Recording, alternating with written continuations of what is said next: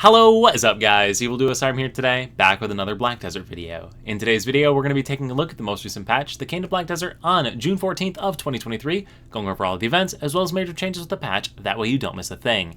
And I'm sure most of you already know, but this is the big one, the patch we've been waiting for all year, the expansion to Black Desert. So for those of you that have been living under a rock, the new region, Land of Morning Light, is up in the top left corner of the map here. It's this island region. Pretty good sized, a lot of stuff to do there. We have tons of new story content, a boss fight mini-game mode or game mode for your PvE content in here. We have new life scaling stuff, life skill crystals, gear advancement, new gloves. Tons of stuff came with this patch. Huge expansion, lots of stuff to cover here in today's video, so I'm not going to take up much more of your time. We're just going to get right into it. Just quickly before we do though, if you're new to my channel, new to Black Desert, or you've been watching videos on my channel and still have not subscribed yet, please consider it. It helps to grow my channel, you stay up to date with new content, and we both win. And without further ado, let's get into it and start off with the events like we do every single week. And the first event is targeted towards people that aren't playing the game yet. If you are a new person to Black Desert or you have some friends that want to get into it, Black Desert is now 50% off right now, so 50% off sale on the game.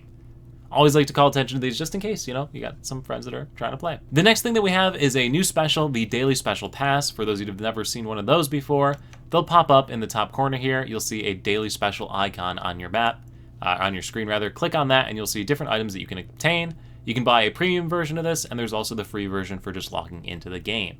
The last item on the paid pass is a special cosplay box, and for those of you that don't know what those are, they're outfit boxes that let you dress up in a different class's outfit. Typically, I don't like to draw attention to cash shop items, but since this is an item that doesn't come around super frequently, I do want to point it out. Again, it's an outfit box that allows you to get the outfits from different classes. So like if you ever wanted to have your Maywa wearing the Labrief outfit from the Witch instead, well, you can put your Maywa in Labrief. But anyway, it unlocks a series of different outfits that normally would not be available any other time. Again, I never like to suggest buying anything to anyone. I just want to draw attention to it because I know a lot of people always do ask, hey, what can I get that? Where is it? Well, it's there now. Anyway, moving on from that, we have new login rewards. If you press the escape key on the keyboard, head over to the reward tab and click on the login reward tab. You'll see special login rewards available here, including a bunch of cool stuff like Shikantu's boxes, Morning Light boxes, all sorts of fun stuff over here. Next up, we have a world boss event. So Offentet is going to drop different horse enhancement items. So if you kill the Offentet world boss, you'll have the opportunity to get those.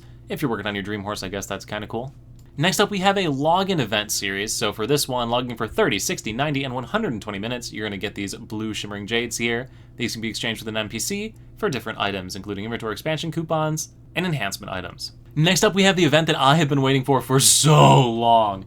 This event is running for a month, and it is a Caphras extraction event. For those of you that don't know what this is, it allows you to extract Caphras stones from a gear piece without essentially having to pay anything, as well as getting all of the Caphras back. Typically, they only come back at a 95% rate with a huge cost to it.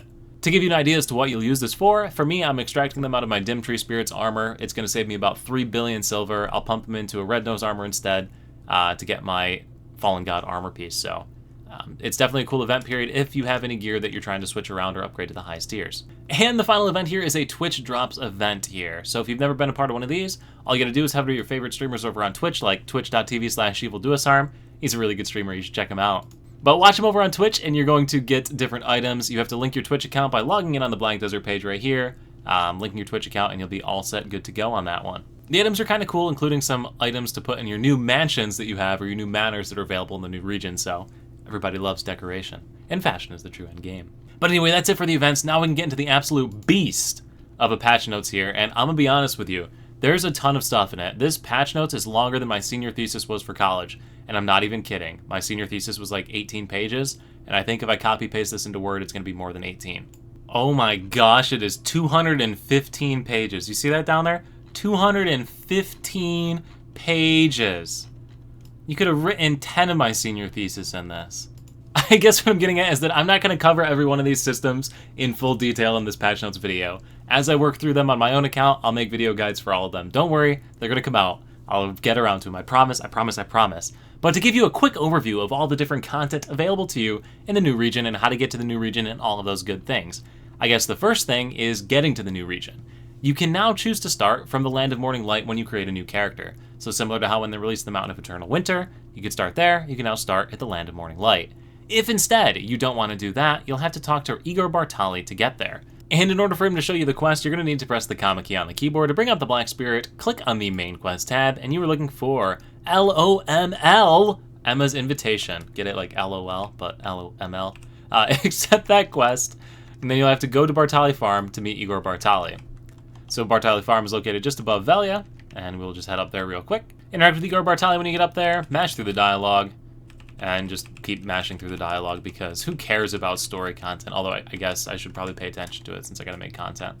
After cutscene plays, that'll bring up the Black Spirit, interact with the Black Spirit, and you'll get a quest that says, to the land of morning light. So now we have two ways to get there. Option one is to get on a boat here in Velia and sail away to the land of the morning light. Or option two is to go to your favorite YouTuber's video series on the Magnus and complete all the way through part 10 of this. Now, if you don't know what the Magnus is, it's a questline series that unlocks fast travel around the whole world of Black Desert, and completing part 10 of this unlocks it for the new region. Additionally, it unlocks shared storages, new skills for all of your classes, as well as a free piece of pen boss armor, so like, you know, you totally should do it anyway, but if you haven't, this is a great excuse to do it now. Anyway, with that unlocked, all you gotta do is head on over to the well right here and jump on in. When you get down into the Magnus after completing that quest series, if you just jump on down, you'll have the Land of Morning Light available, and all you gotta do is walk right up to that, click chat, and teleport.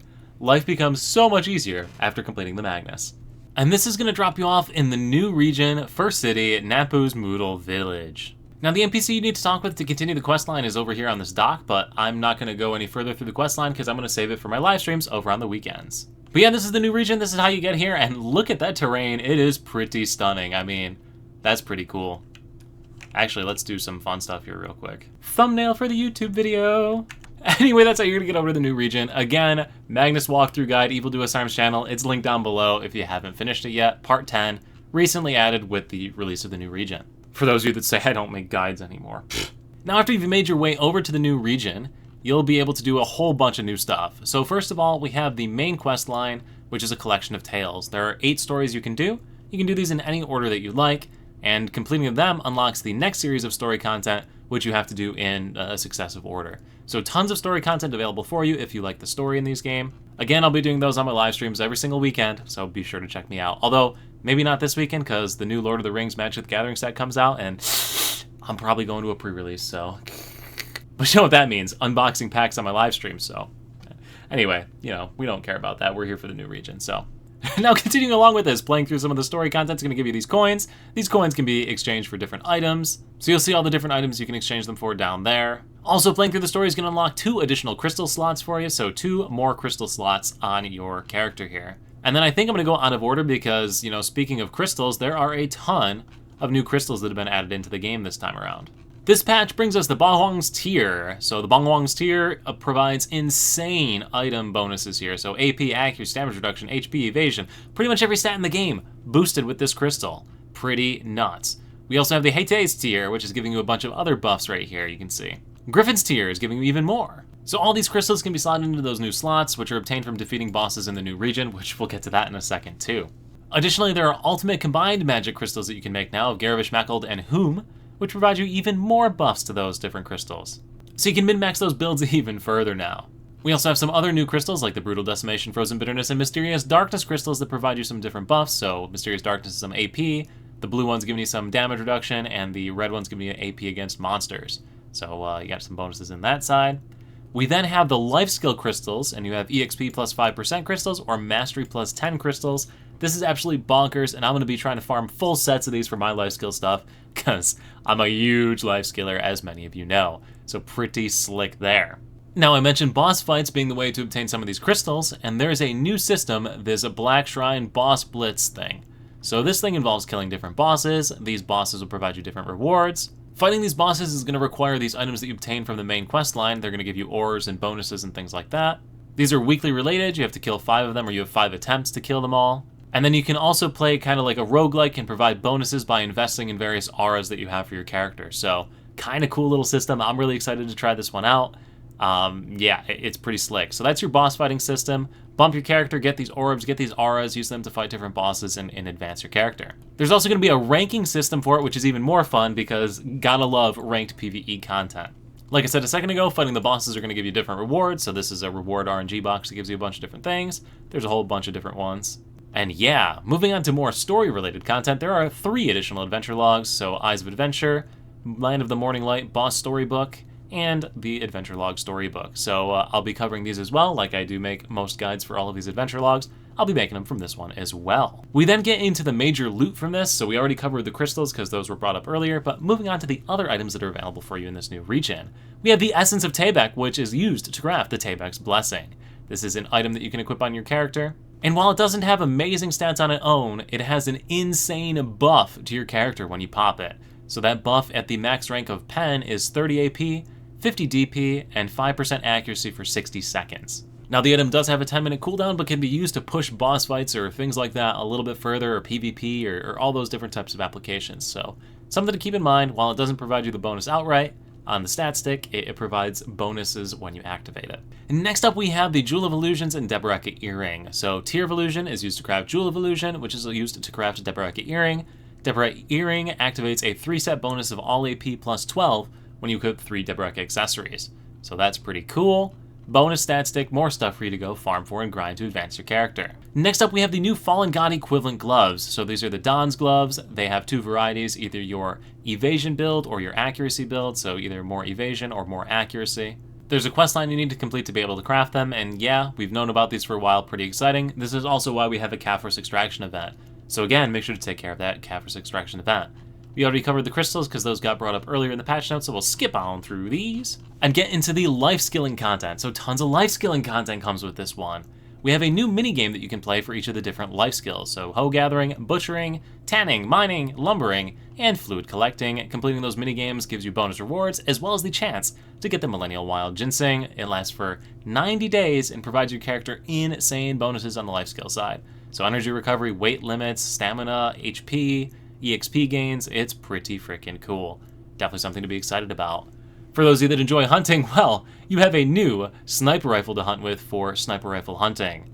This new sniper rifle can be crafted in the new region, and it unlocks some nice bonuses. You can see we got some new improvements to the hunting system. Actually kind of looks pretty slick. I'm kind of excited to try this out too, so that's kind of cool. You can see they got like this seamless little transition and stuff when you're playing and hunting and all that good stuff.